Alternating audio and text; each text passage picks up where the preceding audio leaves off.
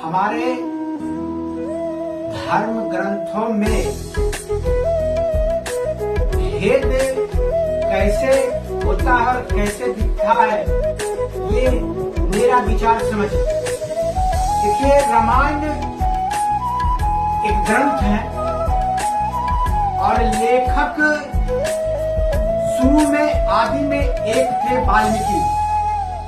उसके बाद फिर हमारे तुलसी बाबा हुए और अभी तो जब गिनती आप करेंगे तो लगभग 100-200 हो जाएंगे। जितना भाषा है उतना प्रकार का रामायण है।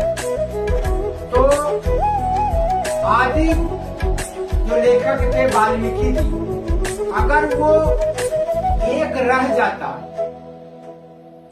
तो भेद नहीं दिखता।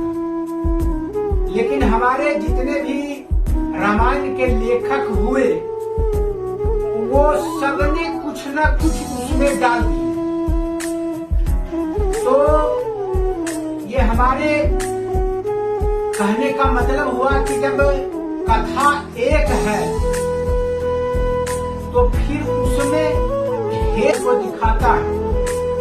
अब दूसरा पक्ष में आप जाइए तो कथावाचक, तो कथावाचक अब अभी बहुत सारे लोग हो गए हैं।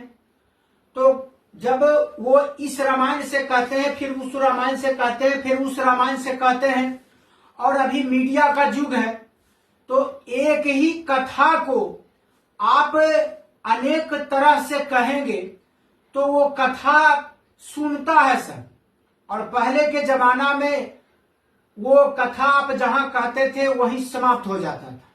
लेकिन अभी सभी के पास मोबाइल है, फिर इंटरनेट का जमाना है, वो आपको फिर ये डिबेट में होता है।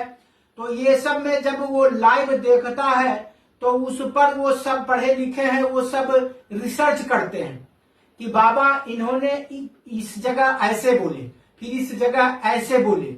तो वो सबको मिलाते हैं और मिलाने के बाद वो प्रश्न करते हैं आपसे कि यहां आपने ऐसे बोले हैं, यहां आपने ऐसे बोले हैं।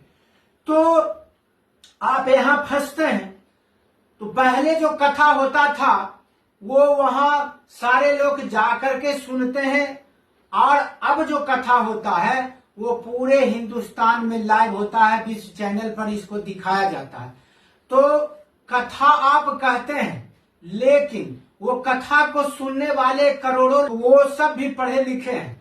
तो वो उस पर वो रिसर्च करते हैं कि बाबा ने ऐसा बोला, और वो जब आपसे प्रश्न करते हैं तो फिर आप निरुत्तर हो जाते हैं। जय माता दी।